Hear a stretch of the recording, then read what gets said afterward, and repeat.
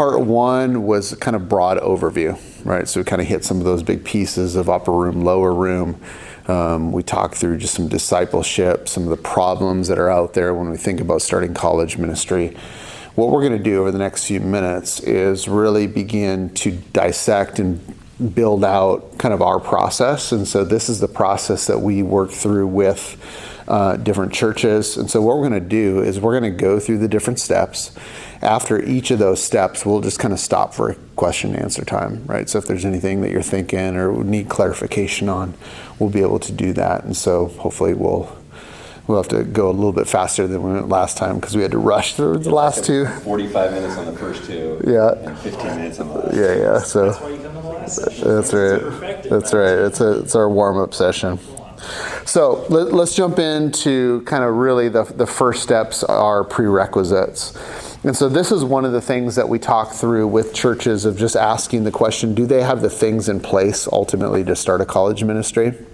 Just because somebody comes up to you and says, hey, I got this great idea, we should really do this thing, doesn't necessarily mean that the pieces, that's what it usually is. Like, I got a great idea, you go implement this idea that I have, right? And so there's a couple things that we really want to see when it comes to some prerequisites when we're thinking about really kind of starting a college ministry. Number one is, we talked about this earlier this morning, is like who's the person that's going to take lead in it, right? So one of the things that Ben had mentioned, that we always want to think about team, but in the midst of that team, there is often somebody who's the driver to that vision to at least get it off the ground. Now, that's one of the pieces we talk about, is just because somebody might be like the starting off leader doesn't mean that they're the leader long term, right? That it could be somebody at some point as the ministry grows and develops, like somebody else might need to come in, and then there's kind of reordering of leadership. And so we want to see that leader and who that leader is. Then we want to begin to understand is like, is there a burden, right? It's one thing to have an idea, but it's another thing to think about, like, is there a burden? And in that is asking the question, in that burden, where are the conversations happening, and are there resources and things that can happen in order to help launch that college ministry and move forward? Now, here's the thing, is you don't necessarily have to have a budgeted item, like a line to start a college ministry. Ben and myself have both bootstrapped a couple ministries with just like our own money and people who would give a few bucks here and there, so you can do it. But you need to know that going in, right? Is this a thing that ultimately that the church is going to get behind?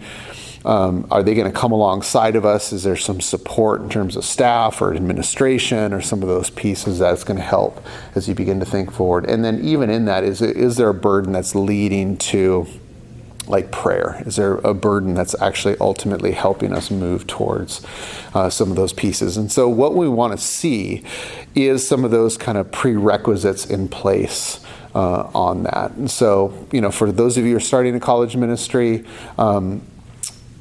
it might take some time to get there, right? It might take some time to hit some of these pieces in place and move them forward. Anything you want to add on that at all?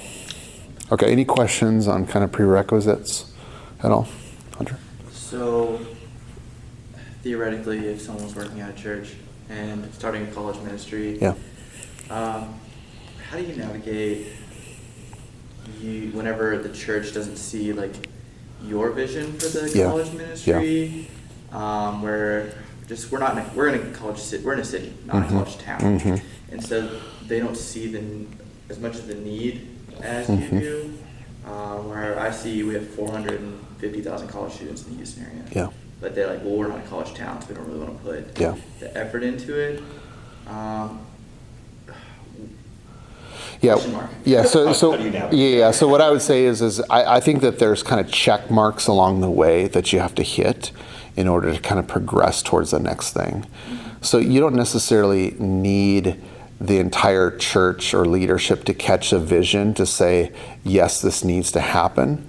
And so you can initially kind of get some things going, but in order of like, if that if you want that ministry to continue to develop, you need to continually bring them in on that conversation. Like bring the key voices, and that could be board members, that could be, executive pastors, that could be some key people. And so what I would say is you don't necessarily need 100% buy-in to start something, but as you move down the field on that, there's going to be points where you're going to want them to have greater ownership, greater understanding of what you're trying to do that will allow you go to the next level. So I'll give you I'll step back and kind of do a high level overview of our process. So we're talking about stage 0, which is starting something from scratch.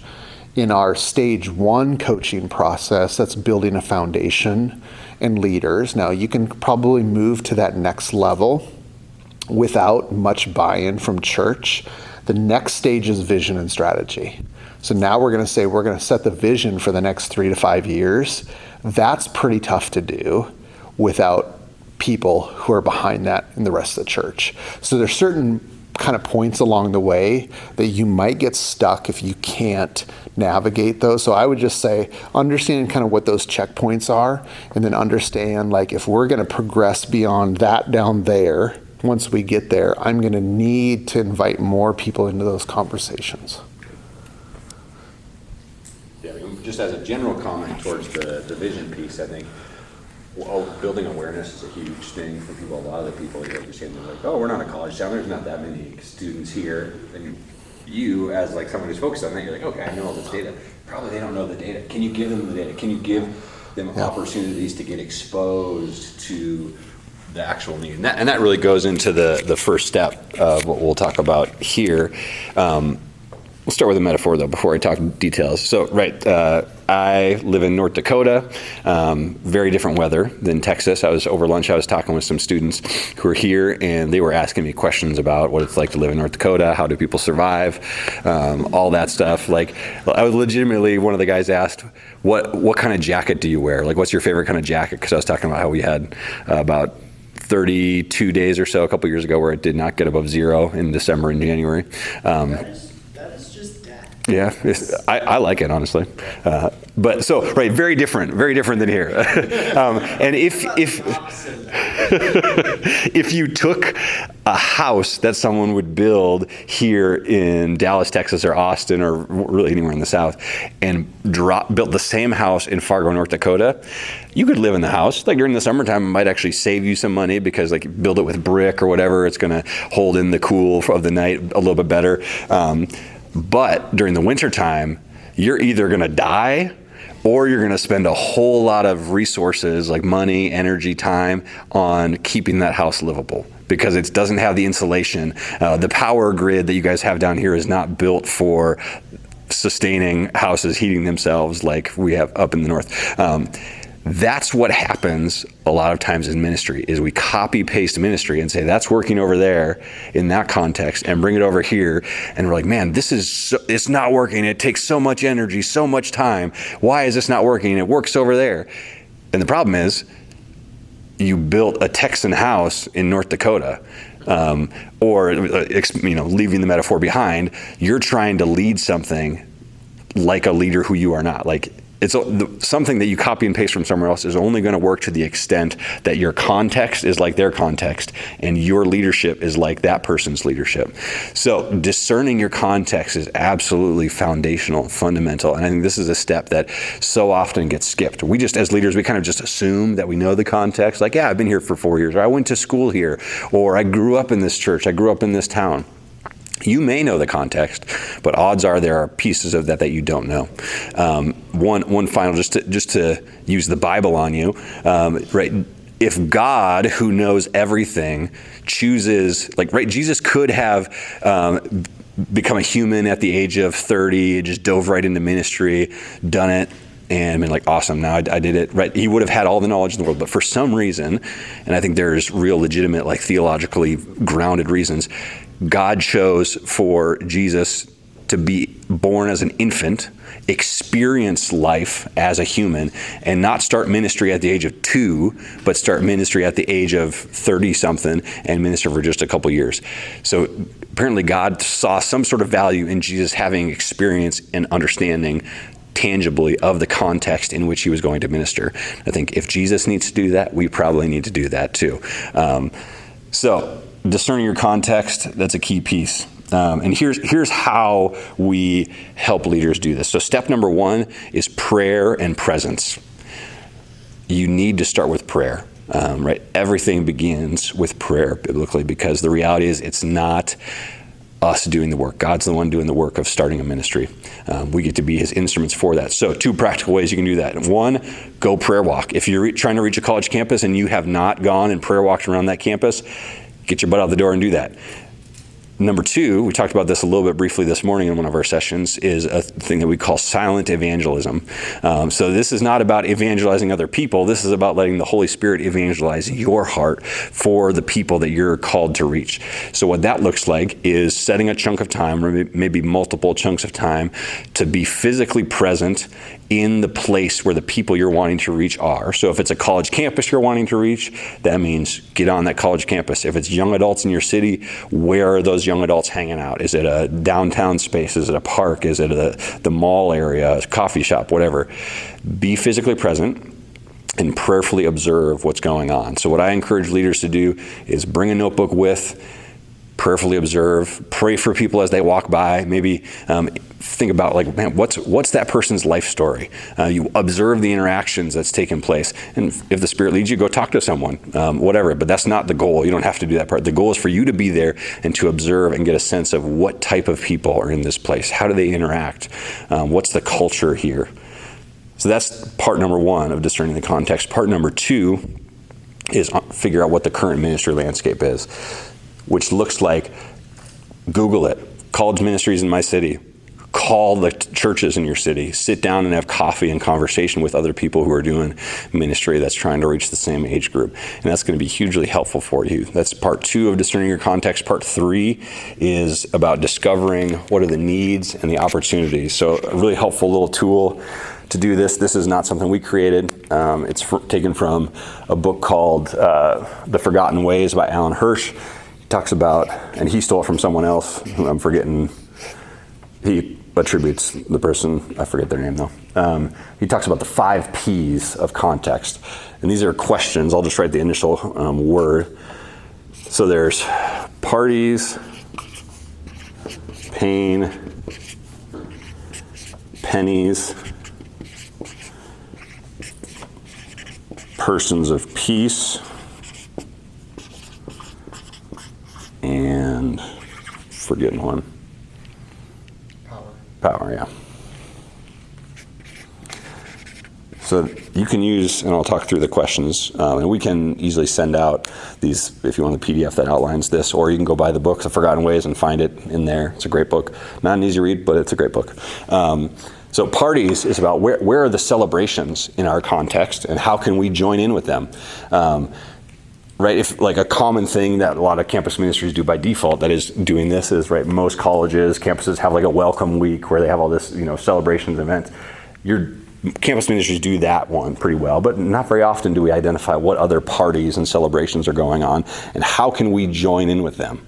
Rather than creating our own parties, let's join the parties that are there and bring the gospel to those places. Number 2 is pain. What are the pain points in our city? Where are people frustrated or angry or hurt? And what does the gospel have to say about that? And how do we respond to that? Pennies is about money. Who's the rich? Who's the poor in our context? And what does the gospel have to say about that? And how do we respond? Persons of peace, are you guys familiar with that term? So I'll explain it just in case. Persons of peace, that's, I believe it's the Gospel of Mark. Jesus talks about, he sends his disciples out ahead of him to the cities and says, find someone who's going to welcome you and host you and stay with them. And if they reject you, you can kick off the dust and move on to the next place. That's the passage that this phrase, person of peace, is taken from. It's really about someone who's going to offer their resources and their relational network for you to bring the gospel to bear. That doesn't necessarily mean that they're going to become a Christian. It means that they are willing to open the door. Like I think of my wife and I have a friend who's nominally Catholic. She's from Peru, Spanish speaking. And she's this person of peace for us. She's not a Christian. She comes to a lot of the ministry stuff that we do and is open, asks questions, but just hasn't encountered Jesus yet. And we're kind of like, come on, Jesus, wake this girl up. Like, she's had great conversations, but what she has done, there's all these other, Spanish-speaking women, most of them women who like married North Dakota men and aren't particularly happy about it now that they're in North Dakota, because they're from like Peru and Brazil and all this stuff. Like, it's -30, why are we here? But she'll like invite us to come to her friends' kids' birthday parties, or like invite them to the grill outs we do. So she's opening up this relational network for us that we would have zero access to if it wasn't for her. That's a good example of person of peace. Power is about who are the powerful, who are the powerless. What does the gospel have to say about that? If you can ask those questions and answer them well for your context, it's going to become pretty clear what your next step is in ministry. If you're getting stuck on like, man, how do we do this ministry? What should discipleship look like? What should our weekly gathering look like? Whatever. Odds are you probably have not done enough context work. Because if you understand the work of context and have, like our next point, it's going to be biblical discipleship going on, understanding of that, it's going to be pretty clear about what's our next step. So that's what oftentimes I'll point leaders back to. What's the context piece? Have you done the work there? Do you understand the cultural narratives? Do you understand the struggles, the pain, the opportunities, the problems? And if you do that, you can probably know here's where the gospel needs to come to bear in the place that God's put us. Yeah, I'll end with that. One story that I shared last time, and I'll share this time again, is one of the realities is no matter what city or context that we're coming in, it has kind of undercurrents in that city, right? There's things that you're going to consistently bump up against. There's going to be things that are going to be challenges as you're discipling people. There's going to be things that you're going to have to navigate. One of the stories that I shared was a few years ago as a ministry, we had some kind of target cities that we wanted to reach, and one of those cities was Duluth, Minnesota. So Duluth is right on Lake Superior. And for some reason, for probably 18 to 24 months, I just could not crack the code on building a relationship with a church there. Really wanted to kind of build relationship, find a key open door. So I'm sitting down with a pastor friend of mine, and he's like, you know why you're having a problem, right? And I'm like, no. He's like, do you want to know? And I'm like, yeah, why don't you share with me? And so he began to share with me a little bit about the history of Duluth. He said back in the 40s and the 50s, mining was a huge, huge deal in northern Minnesota. They have iron ore. And so Duluth became a major import for mining. And so as this is happening, people from all across the region are taking note and saying, we can make some money there. Right, so there's people moving from Minneapolis and Milwaukee and Chicago, and they're setting up, businesses and industry there because they're an opportunity to make a ton of money. Well, over the next couple of decades, mining began to dry up, right? So it begins to be not as big a deal. Iron ore mines begin to be less and less, and slowly all the different people who move there to make money begin to pull their businesses out. Right, leaving Duluth, like kind of sad. It's kind of like a sad city. And what happened because of that, and he began to share this with me, he said, because that happened, Duluth as a city became very untrusting of outsiders. Like they just didn't trust people, because then they said, well, if you're in us, if you're in the city, you're a part of us, and if you're outside, you're not. And so I'm bumping up against all these people, and what they're looking at me as an outsider, that I'm not a part of the city, right? And so it's interesting as I'm like engaging in this conversation of like, man, that would have been good to know like 24 months ago, right? As I'm building relationships. And I say that because your city has some of those same things. Right? There's undercurrents of the part of your city that you're going to be navigating all the time, right? There's going to be things that are embedded into the culture that you're going to have to figure out as you build relationships with people, okay? So any questions on context before we move on to the next piece? You mentioned a website in the last session. What website was that? Yeah, datausa.io is a great website for getting basic like demographic data. So you can put in a campus name and it'll tell you how many students are enrolled in the campus, what their major, the like main majors are, the I think it even touches on the median income of graduates, other stuff like that. You can do it for cities as well, and it's pretty comprehensive. There's some campuses, some cities that it's missing data on, but it's a great starting place for general demographic data. Yeah. And I told the group last session on part 2 that I'll try to, since most of you, I have your email from that download on the first session, I'll try to send out the 5 Ps for you guys so you can have the PDF on that. It'd be a great resource. Cool. Just one more comment on context. I think the default, getting the demographic kind of big picture data is the easy part, but what is going to be much more valuable is having actual conversations with people who are outside of your immediate church context. So go stand outside of the coffee shop and ask anyone who looks like a college student or young adult, hey, can I ask you 2 questions? Like, what frustrates you about being a young adult in the city? Or where's somewhere that you like to, what's some celebration or something you like to do, or whatever you pick. There's questions you can create after that, but 2 or 3 questions, that will tell you way more about your context and the needs and opportunities there than 5 hours of online research. Yeah. Some of the kind of homework assignments that we give on this one, we talked about prayer walking, silent evangelism, interviewing other ministry leaders in your city to find out what they're doing, as well as interviewing college students and young adults to kind of hear their story and what some of the things are of the campus. So those would be kind of a few things that would help you really kind of discern your context. Okay, let's jump into the next step, which is really around this idea of starting to make disciples. We had mentioned this earlier this morning, is that, man, we really want to lead with discipleship. The temptation so much, and we're going to keep saying this, the temptation is start something simple, right? Let's just get something off the ground so it's visible, so people can see that we're actually doing something. But really what we want to begin to see is starting with disciple making. And one of the challenges, I think, that we see consistently, that at least I see consistently, and I'm sure Ben does too, is the definition of discipleship or disciple making. I mean, we can be in a room and you can have however many people are in there, you can have different definitions of what discipleship is, right? So it's kind of like helping yourself and your leadership and the students or the college students and the young adults in your community to really understand disciple making in a biblical way. I want to give you kind of a couple analogies that I use for this. Number one is I want you to think about disciple making as being a road, right? So on the road, though, that there's 2 ditches, a ditch on each side. One ditch is what I call the programmatic ditch. And what I mean by the programmatic ditch is that discipleship equals getting them to a group, right? So if I can just get them to a group or get them in a missional community or get them whatever, that then I can somehow check off the box and that we can equate that as discipleship. And we know, or should know, that just because somebody is in a group doesn't mean that they're being discipled, right? They can be a part of a small group and discipleship can be absent.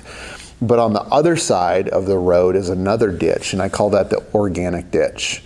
And what I mean by organic ditch is like that we don't create any definition. So let's say Hunter comes to me and says, hey, we have this student over here in Houston, and I want you to disciple Joe. And I'm like, okay, Hunter, like how often do you want me to meet with him? Well, I don't know, just kind of meet with him. Well, what do I say? Well, I don't know, just kind of like whatever you want to. Well, like, what do I do? Well, like it becomes like this this kind of abstract thing that we don't really know what it is, right? So what I would say is that there's a balance between those 2 things of saying, how do we create structures so that people can understand what discipleship is, right? But also a little bit of kind of relational fluidity in that, so there's some spontaneity in that and helping your people. So that's kind of one analogy I'll use. The other one is I'll ask on a strategy session with somebody from a church. I'll say, your vehicle for discipleship, and I'll have listened to what it is, and it could be a small group, it could be a Sunday school class, it could be a missional community, mentoring, whatever. I'll ask them, is that the end point or the doorway for discipleship? And what I mean by that is is the point to get them into that group where then I can check that off? Or is that group just a doorway for discipleship really to happen? And what I mean by that is let's say Ben and I and Hunter, we're in a group, right? And I'm discipling them. And in that, I'm listening in the conversation of what God is doing in Ben and Hunter's life, right? And in that, it's like, man, I need to follow up with Ben about that because, man, I just want to kind of encourage him in that area. And Hunter said that he's got finals happening on Friday, so I want to text him on Friday morning, let him know I'm praying for him. Or like, how am I going to like invite these guys out to eat or hang out and watch the NBA finals? So what I'm viewing that group as is functionally a doorway for discipleship, right? That I actually want to help me and my leaders say, we want you to be involved in the group, but we want you to go beyond the group. I want you to do some things, and really seeing that as a doorway. So thinking about defining biblically is a key thing when we talk about starting with discipleship. Secondly, though, in that is understanding that discipleship is prior to leadership. Here's what I mean by that in two ways. Number one is you as a leader. We talked about upper room, lower room this morning.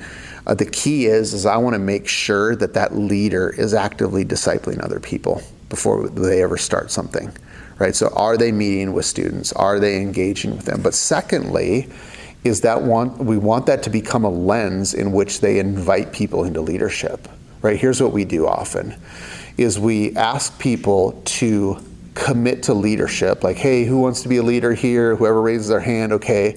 So, you're going to be in charge of soundboard, you're going to plan events, you're going to do all these things. And, oh, by the way, we want you to disciple people as well.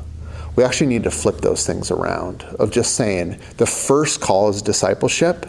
And then as you're discipling people, we want to help position you to have influence in leadership. So how do we have discipleship that actually precedes leadership, both as we're starting a ministry, but also as we think about those leaders who are coming into contact with us and going to be the future leaders as well. So think about defining it biblically, thinking about preceding leadership.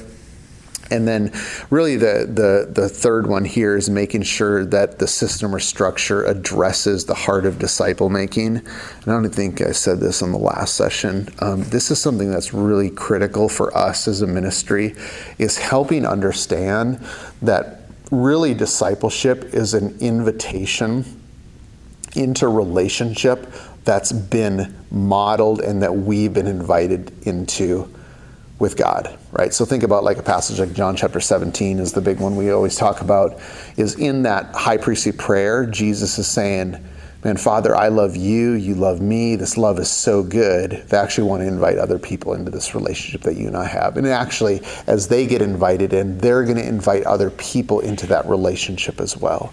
And so to think about even the structure and a system that fosters really what discipleship is, in its essence, should be an overflow of your love relationship with the Lord, right? That's spilling out into the people around you, and that you're inviting in, saying, this is so good that I want you to experience it as well. So thinking about a comment on that, I think this is a challenge, especially that last point, because I think a lot of times we'll create a system for discipleship and then put people in there to run the system who haven't experienced or caught the love of Jesus. So you got people who are trying to disciple people into something they've never experienced themselves. Yeah. Like I think of ministry I led for a lot of years. We actually, one of the reasons we shut our ministry down is we realized, man, the leaders that we've been working with for the last 2 years, and these people I've been friends with for several years and still really love them, but it was like, they don't know the love of Jesus. That's not a judgment necessarily about whether or not they're saved, but they were working really hard for God. And that was not fueled by oh man, I'm so in love with Jesus that I just can't help but do it. It was like, this is what I'm supposed to do because I grew up in church and I know that I'm supposed to make disciples because I keep being told that over and over again. Yeah. So we need to really watch out and make sure, man, is what we're creating a system where we're just saying, hey, let's make this so dumb that people can do this without Jesus and without the power of the Holy Spirit, or are we actually creating a system that's dependent on people knowing Jesus in a real way, where like John 17 says, like, man, Father, I love you so much, and I love these people so much that I want to invite them into our love. And when they encounter that, they're going to go and tell everyone else. Because that's, like, what else would you do? When you really love Marvel movies, you get excited when you talk about Marvel movies, and when a new Marvel movie comes out, you're like, guys, let's go to the Marvel movie.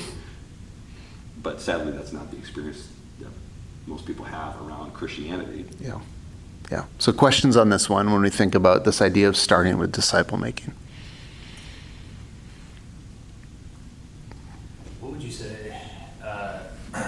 So like my church that I'm at, I like was brought in after a previous guy had left, and there had been like almost a year where they didn't have like someone to lead. Like you were talking about, Yep. There needs to be like one person driving Yep. this, right? Yep.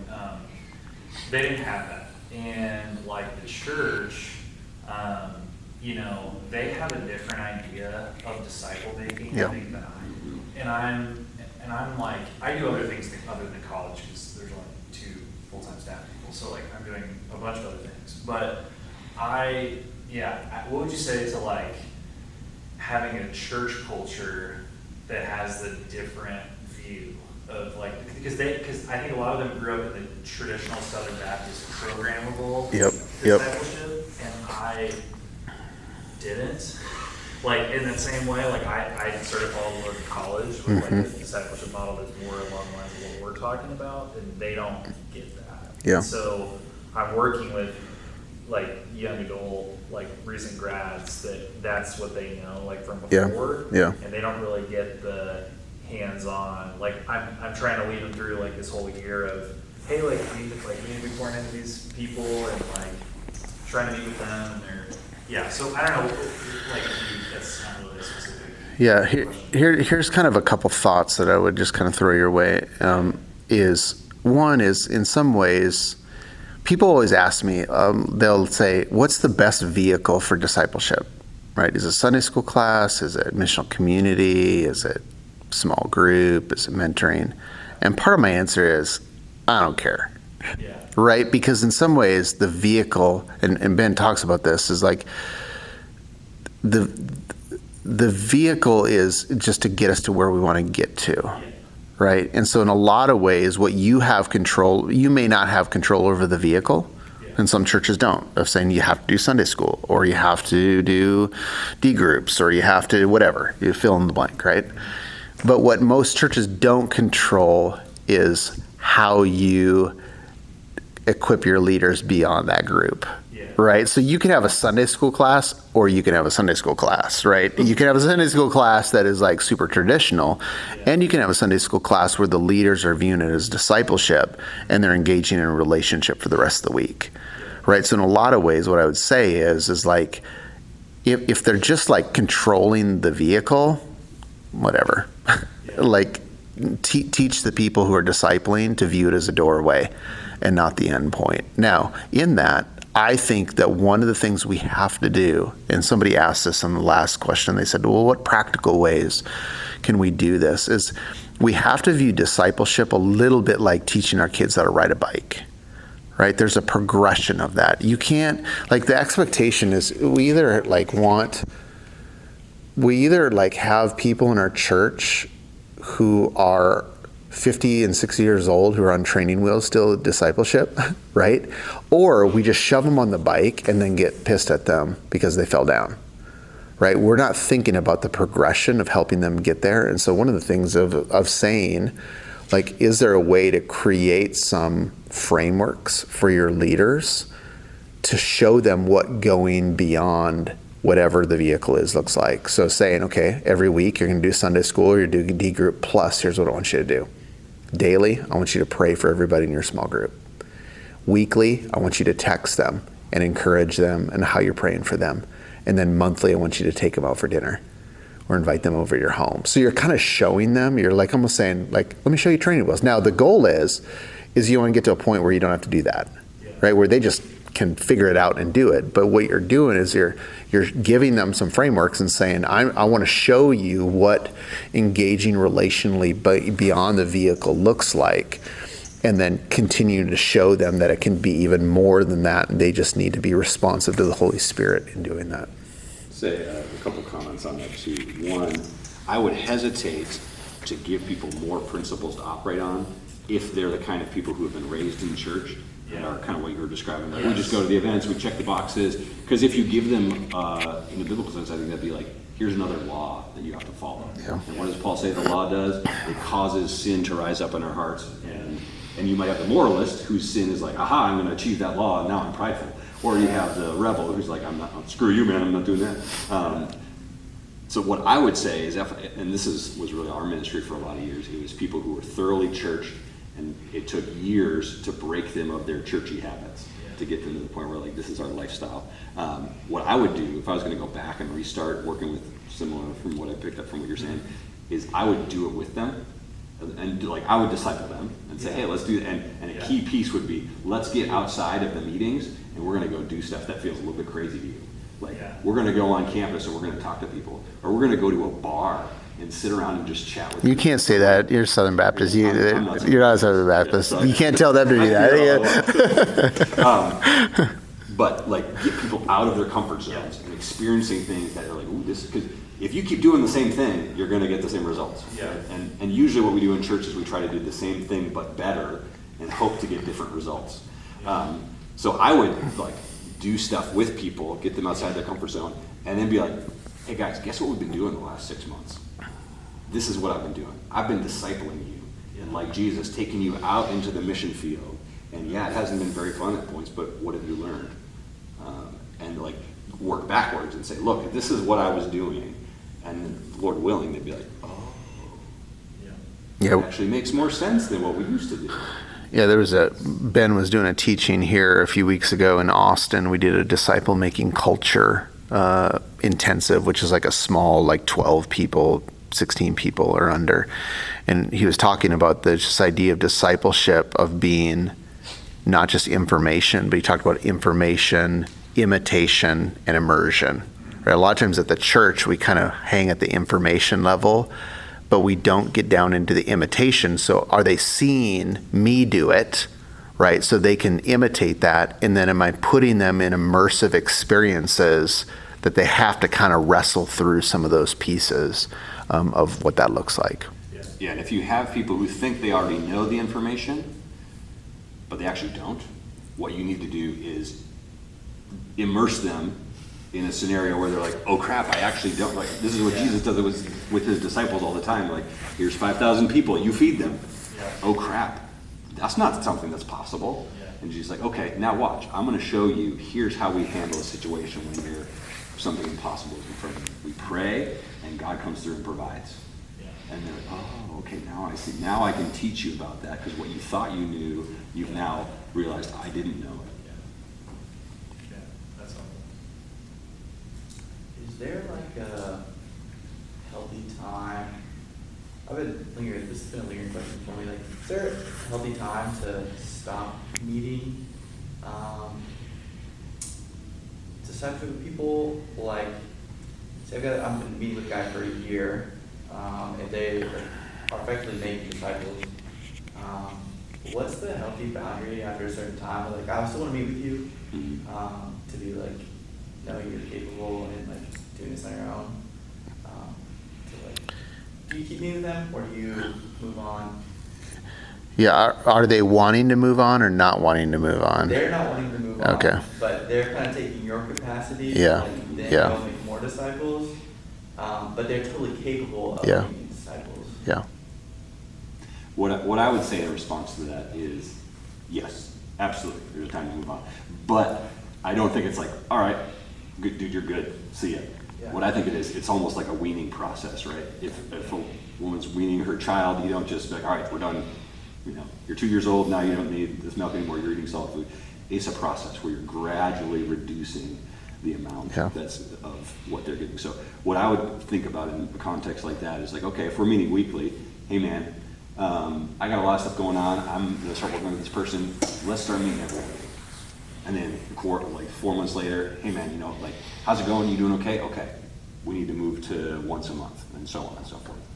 Yeah. And I think part of that too is that I think in groups and discipleship, we don't share with people early enough our desire for them to do it, right? We kind of bait and switch them at the end. I'm like, okay, you're ready. And I'm like, whoa, I didn't agree to that, right? Versus like, hey, I'm going to meet with you for 9 months. And then at the end of that 9 months, we're going to evaluate. But my goal for you is actually that you can do this. And I'm just letting you know that now so that you understand what the expectations are. So we might get to a point and evaluate that you're not ready. But we're not going to get to the end of this thing and you're like, well, you didn't tell me that, right? I was pretty clear in the front that that was the end goal of this thing. So even being able to state that on the front side. I'll make one last comment on this because it's already, we got 2 minutes left of our time. No, we actually go to a quarter after. Oh, sorry. One more comment on this. I think we do too much one-on-one in discipleship. I think actually, you look at Jesus, very rarely is he in one-on-one conversations with people that we have recorded. In most of those situations are people who are in sin or kind of unique evangelistic sort of scenarios, the woman at the well, Zacchaeus, Peter when he's addressing Peter. So what I would be doing if you have a person like that where they were like, no, I can't stop meeting with you, say, awesome, all right, let's bring in someone else or 2 other people who I'm discipling, and let's bring them into this conversation so then this guy who knows more can begin actually like helping you disciple those other people. And then who knows me after a while, you can like, all right, I'm backing out. Yeah. These guys too. Yeah. Like, so yeah, I mean, one, pragmatically, you can get a lot more done. You can meet with more people that way. If you're like, I'm meeting with 3 people minimum each time, unless it's a specific issue I want to address. 2, they're going to learn more because they're hearing the struggles and wrestlings of the other people in the group. You get more perspectives. And 3, like if you're an introvert, conversation flows a little bit more when it's not just like you and that person bearing the weight of the conversation. Yep, that's good. Okay, let's go on to number 3 here, is leader in the mission field. I'm going to go through this one a little bit quicker just because I want to make sure we get to the end, which is start something simple. A couple just kind of thoughts or understanding of what we kind of think through on this one is really beginning to help your leaders understand their strengths and their weaknesses and how God has uniquely equipped and shaped them. You think about like a passage like Ephesians 2:10, right? The good works that God has prepared in advance for us to do. And so it's really helping them discover who they are as a leader, right? And I think a lot of times we do this a little bit too late in terms of understanding our gifts, our abilities, how that, and then even how that is, I think in a lot of ways intersects with ministry, of how we're going to structure the ministry around our gifts. Because, if you're not a natural communicator, and you think that a weekly communication is the vehicle for ministry, well, it's not really, right? But if you're gifted in serving or hospitality, maybe the ministry actually needs to start out with something a little bit different around those gifts versus what we think of ministry. And so I think understanding the leadership is a key thing. The second thing in this is really helping the leader be active on the mission field. And this is a thing we see so often, especially people who are vocational ministry people. Man, we hide in our office way too much, right? We don't get out on campus. We're not around the mission field. I've encouraged a couple people I was coaching who had dual roles, like they were student ministries and college ministry as well. And I just said, man, you got a community college. What if one day a week you just officed at the community college, sit in the commons, do your normal work, understand you're probably not going to be as productive as you want to be. But then in between classes, as people are walking by, you're recognizing students, you're talking to them, you're listening, you're there, you're present, like where they're at. If you do a discipleship thing, do it on campus, do it in a coffee shop. Like, don't have them come to your house necessarily or to, the church, but be on location where they're in the mission field. And so I think part of it is that we really need to move and get ourselves out into the mission field. So understanding our gifts, understanding the mission field, that we need to engage that, and also understanding of how those things shape our ministry moving forward. So any questions on that piece, leader in mission field?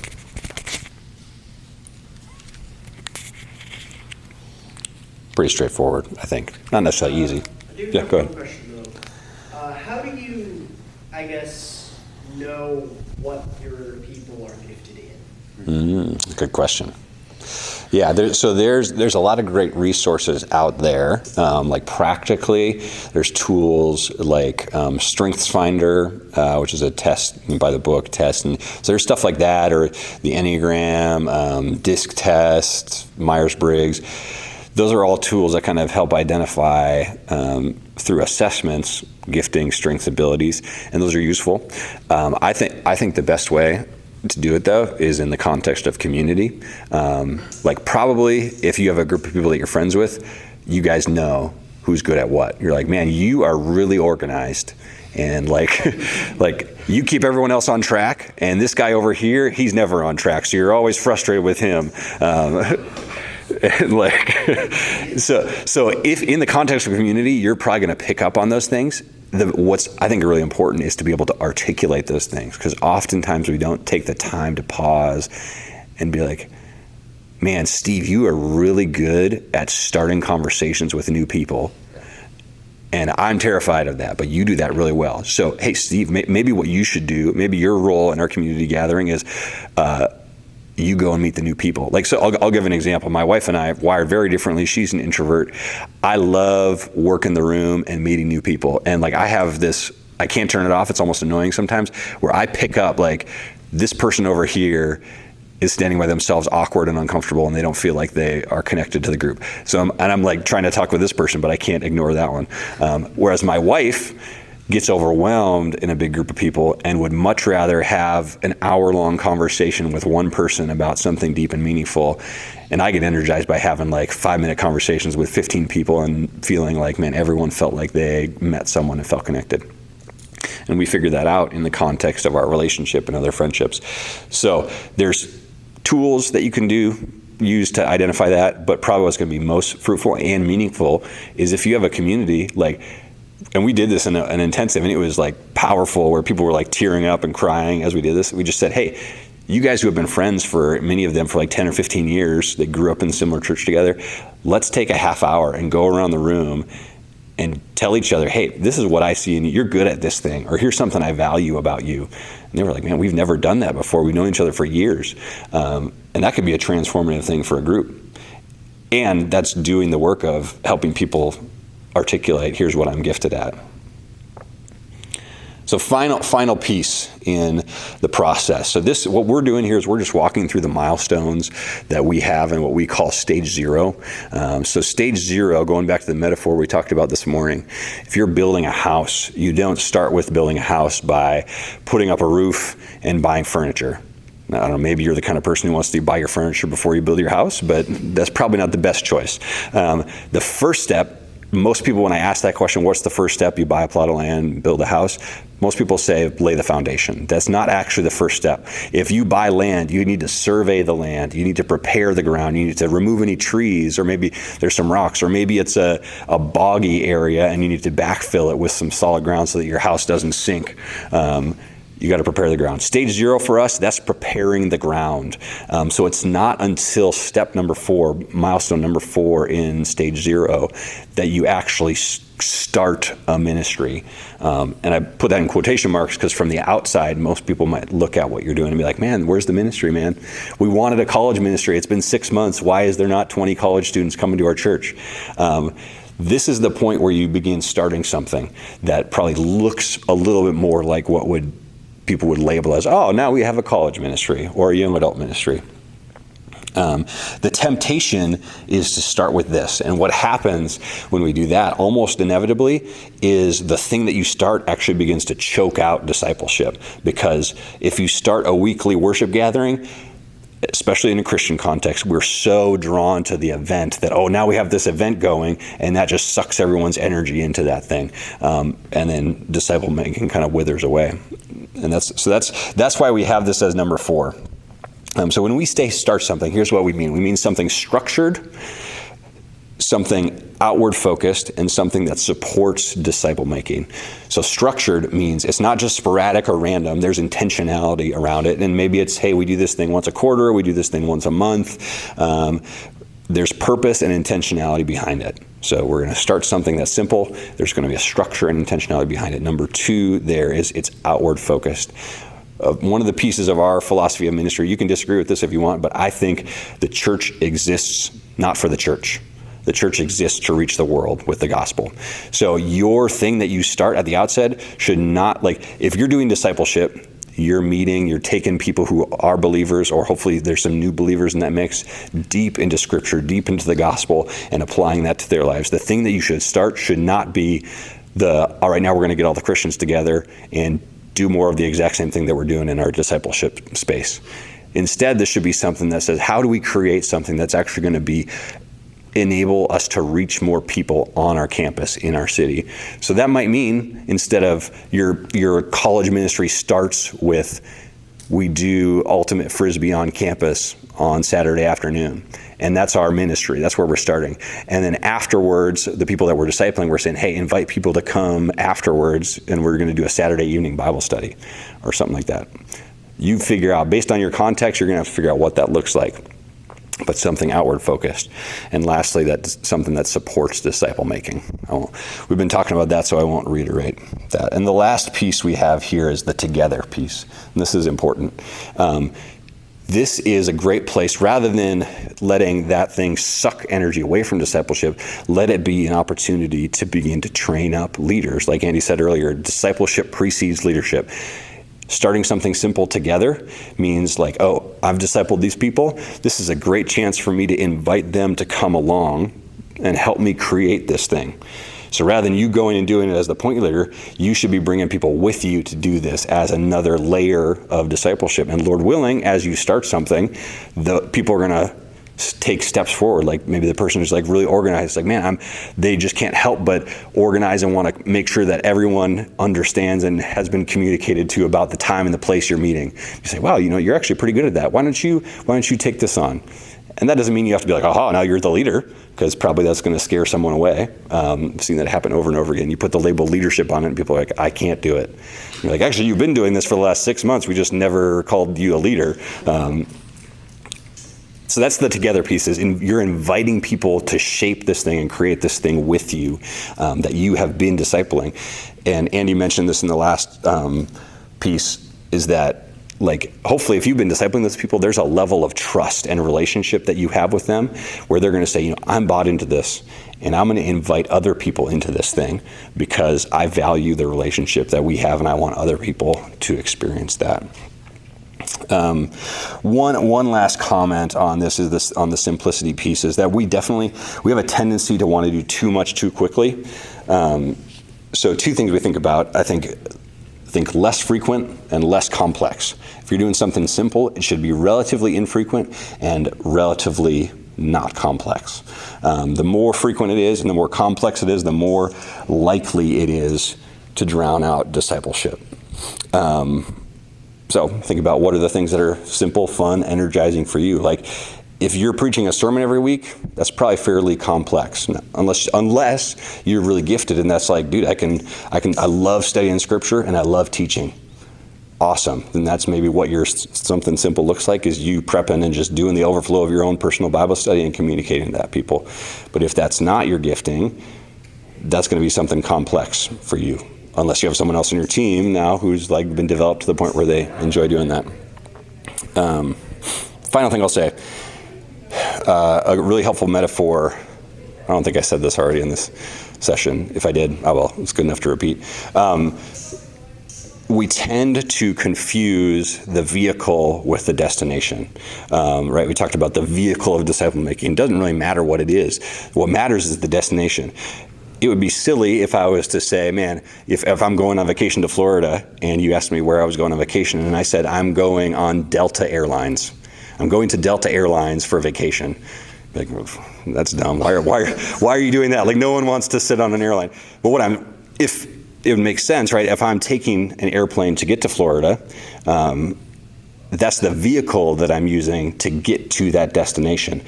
But we have this serious challenge in the church world where people confuse the vehicle with the destination. So I go to small group, I go to Sunday morning, I go to the midweek service, and that's how I grow spiritually.